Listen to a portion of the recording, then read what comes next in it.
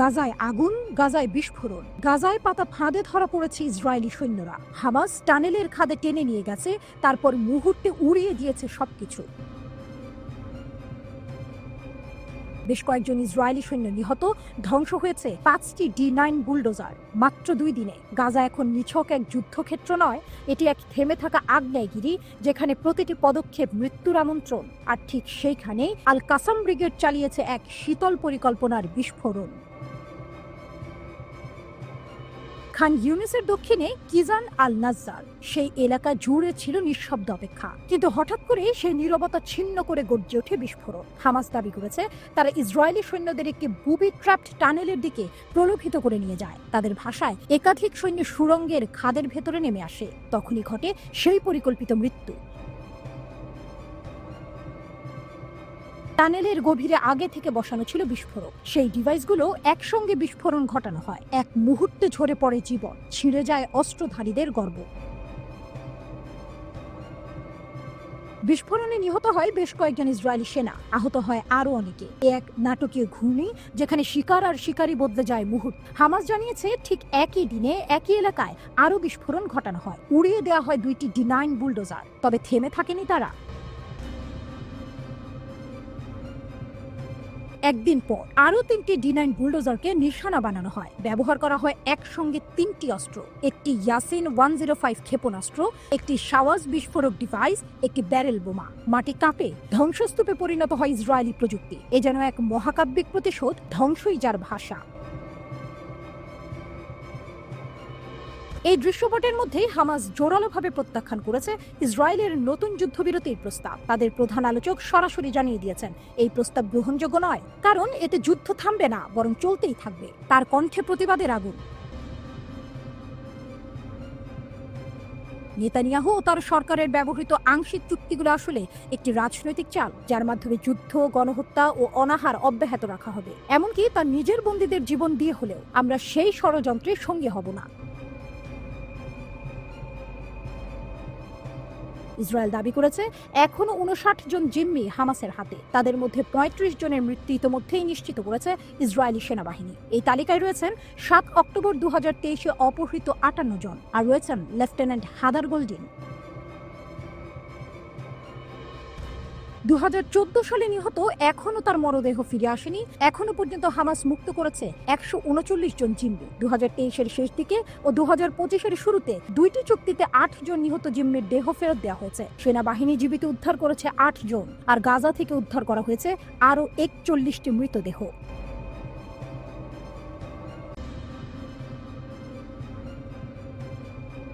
ঘড়ির কাঁটা এগোয় ধ্বংসের দিকে। ইরানের পরমাণু কেন্দ্রে হামলার ছক, কিন্তু তেহরানের হৃদয় তপ্ত আগ্নেয়গিরি। তারা প্রস্তুতি নিচ্ছে, তারা ছক আঁকছে, তারা আকাশে আগুন ছুড়তে চায় ইরানের বুকে। হ্যাঁ, ইসরায়েল যেন এক মরিয়া দেশ, যার চোখে ঘুম নেই, যার মন জ্বলছে। তারা ইঙ্গিত দিয়েছে ইরানের পরমাণু স্থাপনাগুলোতে হামলা হতে পারে যে কোনো সময়। বার্তা সংস্থা রয়টার্স জানায় শনিবার এক বিস্ফোরক প্রতিবেদন, যেখানে ধ্বংসের পদধ্বনি শোনা যায়, যেখানে ইরানের ছায়ায় কাঁপে মধ্যপ্রাচ্য। ইসরায়েলের প্রধানমন্ত্রী নেতানিয়াহু বলেছেন এই কর্মসূচি মুছে ফেলতেই হবে, কূটনীতি নয়, চাই ধ্বংস। ইসরায়েলের বিশ্বাস সীমিত সামরিক হামলায় ঠেকাতে পারে ইরানকে, কিন্তু ইরানকে মাথা নিচু করে। নাম প্রকাশ অনিচ্ছুক কয়েকজন ইসরায়েলি কর্মকর্তা রয়টার্সকে জানান যুক্তরাষ্ট্র এখনো অনিচ্ছুক। ট্রাম্প জানিয়ে দিয়েছেন তেহরানের বিরুদ্ধে আপাতত সামরিক পথ নয়। তবুও ইসরায়েল একা লড়ার প্রস্তুতিতে। তারা পেশ করেছে হামলার নকশা হোয়াইট হাউসের দরবারে বারবার। তাদের কিছু পরিকল্পনায় সময় নির্ধারিত। বসন্তের শেষ অথবা গ্রীষ্মের শুরু। হামলার ধরনও নানা রকম। আকাশপথে বোমা, ভূমিতে কমান্ডো, সম্ভবত একযোগে ধ্বংস। বিশ্লেষকরা বলছেন এই হামলার উদ্দেশ্য নয় চূড়ান্ত বিজয়, উদ্দেশ্য ইরানকে কয়েক মাস, হয়তো 1 বছর পিছিয়ে দেয়া। তবে তাতে কাঁপবে বন্ধুত্বের ভিত। ওয়াশিংটন তেল আবিবের সম্পর্কেও পড়বে চির। আলোচনা, কূটনীতি সব মিলিয়ে পরিস্থিতি যেন উত্তাল নদী। হোয়াইট হাউসের ভেতরে এক বৈঠকে নেতানিয়াহুর চোখে আগুন, ট্রাম্পের কণ্ঠে ঠান্ডা হাওয়া। আমরা কূটনৈতিক পথ চাই, আঘাত নয়, আপাতত নয়। তবুও ইসরায়েলের আশাবাদ সীমিত এক হামলা যুক্তরাষ্ট্রের ছায়া সমর্থনে সম্ভব। তাদের এখনো সিদ্ধান্ত চূড়ান্ত নয়, তারা পরিস্থিতি পর্যবেক্ষণ করছে। ইসরায়েলের এক শীর্ষ কর্মকর্তা রয়টার্সকে বলেন, হামলা হবে কিনা এখনো ঠিক হয়নি, কিন্তু যদি হয় বিশ্ব ইতিহাস থমকে দাঁড়াবে। অন্যদিকে তেহরান তীক্ষ্ণ দৃষ্টি রাখছে। একজন ইরানি নিরাপত্তা কর্মকর্তা জানালেন, আমাদের কাছে নির্ভরযোগ্য তথ্য আছে, ইসরায়েল বড় আঘাতের পরিকল্পনা করছে। আমরাও প্রস্তুত। প্রত্যাঘাত হবে বজ্রপাতের মতো, জবাব হবে কঠোর, অপ্রতিরোধ্য। রয়টার্স আরও জানায়, গত বছর ইসরায়েল তাদের পরিকল্পনার কিছু অংশ বাইডেন প্রশাসনের কাছে তুলে ধরেছিল। তখন নেতানিয়াহু আহ্বান জানিয়েছিলেন, আমাদের বিমান হামলায় নেতৃত্ব দিন, কিন্তু ওয়াশিংটনের উত্তর ছিল না। তবুও আগুন নেভেনি, শুধু তার রং বদলেছে। আজ এই টানটান উত্তেজনার মধ্যে বিশ্ব চেয়ে আছে দুই প্রশ্নে। ইরান যুক্তরাষ্ট্র আলোচনায় কি আসবে অগ্রগতি, আর ইসরায়েল তারা কি করবে এরপর? তেহরান জানে তাদের মাটি শুধু ভূখণ্ড নয়, তাদের পারমাণবিক কর্মসূচি শুধু প্রকল্প নয়, তা এক আত্মমর্যাদা, এক জাতির প্রতিরোধ। আর যদি আঘাত আসে, তাহলে জবাব হবে ইতিহাসের এক রক্তাক্ত কবিতা, যার প্রতিটি চরণে লেখা থাকবে ইরানের অগ্নিসম প্রতিজ্ঞা।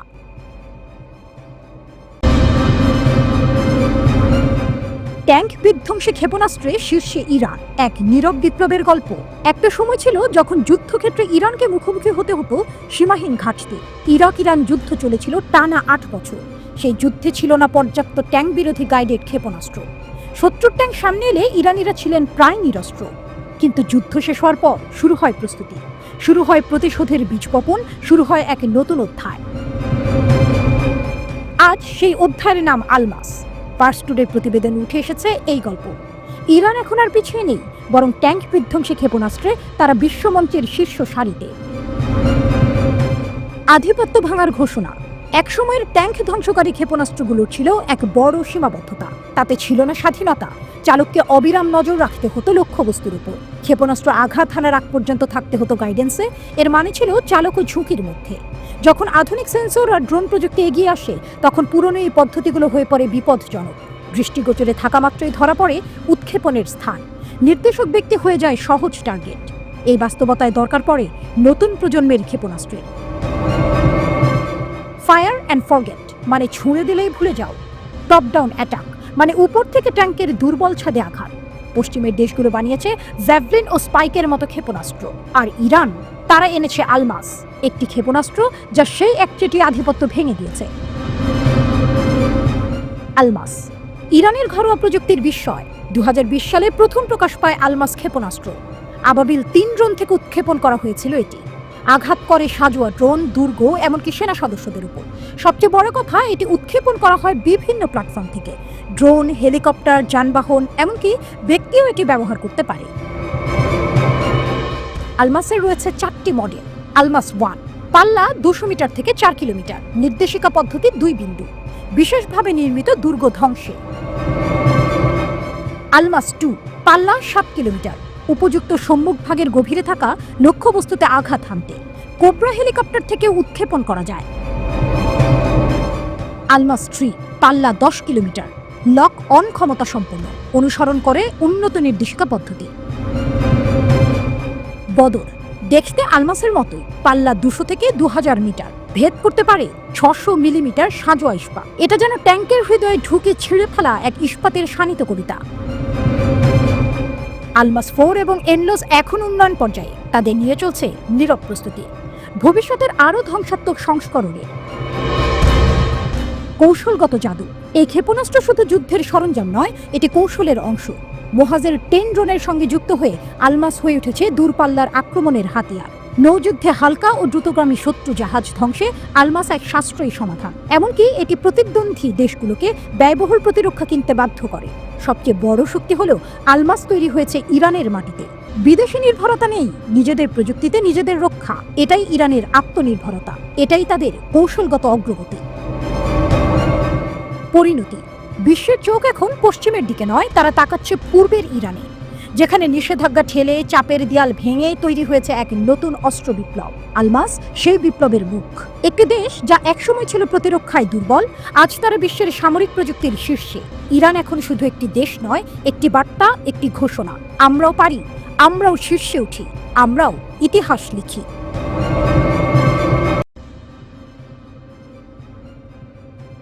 হুথিদের আগুনে পুড়ছে কৌশল, বদলে যাচ্ছে ট্রাম্পের রণনীতি। বিমান হামলা ব্যর্থ, এবার স্থলেই নামছে যুক্তরাষ্ট্র। নিষ্ঠুরতার আরেকটি অধ্যায় শুরু হতে যাচ্ছে ইয়েমেনে। হুথিরা, যারা কখনো মাথা নত করেনি, এবার এমন প্রতিরোধ করেছে যা আকাশ থেকে ছোঁয়া যায় না। ট্রাম্প প্রশাসন বিমান হামলা চালিয়েছিল লাগাতার। মাটির নিচেই যেন লুকিয়েছিল আগুন। ওই আগুন এখন জ্বালিয়ে দিচ্ছে যুক্তরাষ্ট্রের যুদ্ধ কৌশল।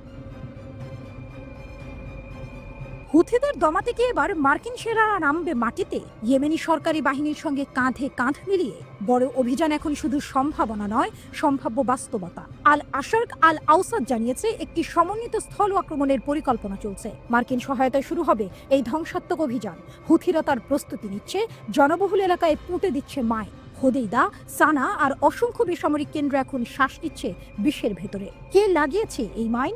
সরকারি সূত্র নিরুত্তর, তবে শহরগুলো বলছে পদে পদে মৃত্যুর ফাঁদ। হুথিরা জানে এবার প্রতিপক্ষ শুধু ইয়েমেনি সরকারি বাহিনী নয়, এবার মাঠে নামছে আমেরিকা।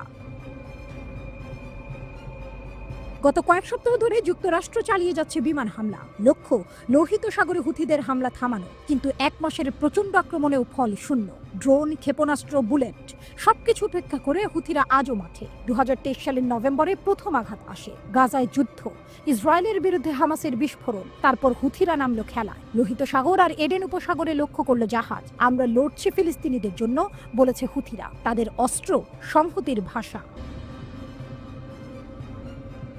2025 সালের শুরুতে একবার থেমেছিল সবকিছু। একটি যুদ্ধবিরতি, একটি জিম্মি মুক্তি চুক্তি। আঞ্চলিক শক্তিগুলোর মধ্যস্থতায় শান্তির স্বপ্ন জেগেছিল একটুখানি। কিন্তু হুথিদের আগুন সহজে নিভে না। আবারও শুরু হয়েছে অভিযান, আর তার উত্তরে এসেছে আমেরিকার আরও আক্রমণ। কিন্তু এবার আর শুধু আকাশে নয়, মাটি এখন যুদ্ধের নতুন মঞ্চ হতে পারে।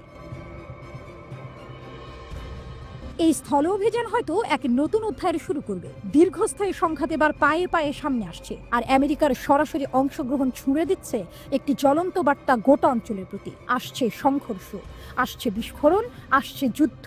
কিন্তু প্রশ্ন রয়ে যায়, বেসামরিক মানুষ যদি মাইন স্থাপন এমনই চলে, তবে সবচেয়ে বড় দামটা দেবে কারা? এই যুদ্ধের পরবর্তী অধ্যায় এখন নির্ভর করছে দুই বাহিনীর সমন্বয়ের উপর। হুথিরা প্রস্তুত, যুক্তরাষ্ট্র সজাগ। আকাশের পর এবার জ্বলবে মাটি। কে থামাবে আগুন, নাকি আগুনই হবে ইতিহাস?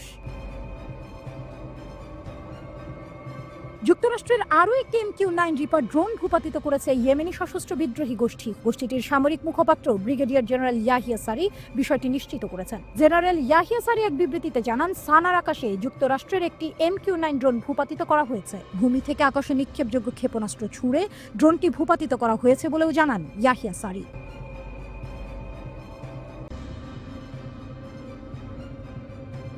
গর্জে উঠেছে আকাশ, ধ্বংস হয়েছে আরেকটি মার্কিন ড্রোন। ইয়েমেনের সানা থেকে জেগে উঠেছে প্রতিরোধের। ইয়েমেনি সশস্ত্র বাহিনী ঘোষণা করেছে তারা সানার আকাশে 21তম মার্কিন MQ-9 ড্রোন গুলি করে ভূপাতিত করেছে। সেই দৃশ্য যেন আগুন ছুঁয়ে আকাশে ছড়িয়ে পড়ছে আত্মমর্যাদার অগ্নিশিখা। ইয়েমেনি সশস্ত্র বাহিনীর মুখপাত্র ব্রিগেডিয়ার জেনারেল ইয়াহিয়া সারি জানিয়েছেন, দেশীয়ভাবে তৈরি ভূমি থেকে আকাশে ছোড়া ক্ষেপণাস্ত্র দিয়ে এই মার্কিন ড্রোনকে সফলভাবে ধ্বংস করা হয়েছে। হয়তো এটি শুধুই একটি ড্রোন নয়, এ যেন প্রতিরোধের প্রতীক। সারির কণ্ঠে স্পষ্ট গর্জন। সানা গভর্নরেটের আকাশসীমায় শত্রু অভিযানের সময় মার্কিন বিমানটিকে নিশানায় নেওয়া হয়েছিল। দিনটা শনিবার, তারিখটা ইতিহাস। ব্রিগেডিয়ার সারি আবারও জোর দিয়ে বলেন, এটি 24 ঘন্টার মধ্যে দ্বিতীয় মার্কিন ড্রোন পতন। শুধু এপ্রিলেই এটা ষষ্ঠ। আর প্রতিশ্রুত বিজয় ঘোষণার পর থেকে 21তম আমেরিকার ড্রোন ধ্বংস। এ যেন প্রতিটি হামলার জবাব, প্রতিটি নিষ্পেষণের প্রতিরোধ। তিনি বললেন, নিরবিচ্ছিন্ন বিমান হামলা, বেসামরিক নাগরিকদের উপর বর্বরতা, সরকারি বেসরকারি স্থাপনায় টার্গেট, এসব আমাদের মনোবল ভাঙবে না, বরং ফিলিস্তিনিদের পাশে আমাদের সংকল্প আরও দৃঢ় করবে। তার ঘোষণায় যেন বজ্রের শক্তি। গাজার উপর আগ্রাসন থামবে না, অবরোধ তোলা হবে না, ততদিন আমরা থামব না। প্রতিরোধী আমাদের শপথ। এমন ঘোষণার মধ্যেই মার্কিন হামলা চলছে ইয়েমেন জুড়ে। রাস ইসা বন্দরে এক হামলায় প্রাণ হারিয়েছে কমপক্ষে 80 জন। মাটি কেঁপে উঠেছে, নিথর হয়েছে মানুষ। কিন্তু প্রতিবাদের আগুন নিভেনি। 18 এপ্রিল ইয়েমেনি বাহিনী ঘোষণা করেছে তারা একযোগে ইয়েমেনের বেনগুরিয়ন বিমানবন্দরের কাছে জুলফিকার ব্যালিস্টিক ক্ষেপণাস্ত্র ছুড়েছে। একই সাথে আরব সাগরে থাকা 2টি মার্কিন বিমানবাহী রণতরীতেও চালানো হয়েছে হামলা। এ যেন আকাশ সমুদ্র জয় করার সংকেত। ব্রিগেডিয়ার সারি নিশ্চিত করেছেন এই হামলার টার্গেট ছিল ইউএসএস হ্যারি এস ট্রুম্যান এবং ইউএসএস কার্ল ভিনসন। এই প্রথমবার কার্ল ভিনসনকে সরাসরি টার্গেট করেছে ইয়েমেনি বাহিনী। সাগরের বুকেও যেন কাঁপন। ইয়েমেনের জনস্বাস্থ্য দপ্তর জানিয়েছে রাস ইসা বন্দরে 80 জন নিহত, আহত 150 জনের বেশি। ধ্বংসস্তূপের নিচে এখনো লুকিয়ে আছে আরও বহু জীবন। এই হামলা সবচেয়ে ভয়াবহ। বেসামরিক এলাকায় মার্কিন ক্ষেপণাস্ত্র, মার্কিন বোমা। সরকারি কণ্ঠ বলছে হামলার লক্ষ্য ক্ষেপণাস্ত্র উৎক্ষেপণ কেন্দ্র, কিন্তু বাস্তবতা শিশু, নারী, নিরীহ মানুষ। ওয়াশিংটনের দাবি চাপা পড়ে যাচ্ছে আত্মনাদে। হুতিদের অবস্থান স্পষ্ট, তারা হামলা বন্ধ করবে না, তারা থামবে না যতক্ষণ না গাজায় অবরোধ ভাঙে, আগ্রাসন থামে। মার্কিন ড্রোন একের পর এক আকাশ থেকে ঝরে পড়ছে, আর ইয়েমেন বলছে আমরাই প্রতিরোধ, আমরাই লড়াই। একদিকে আগ্রাসন, অন্যদিকে আত্মত্যাগ। এই যুদ্ধ কেবল বুলেটের নয়, এটি নৈতিকতার, সাহসের এবং বাঁচার অধিকারের। ইতিহাস লিখছে নতুন ভাষায়, আর ইয়েমেনি প্রতিরোধ সেই ভাষার প্রথম অনুচ্ছেদ।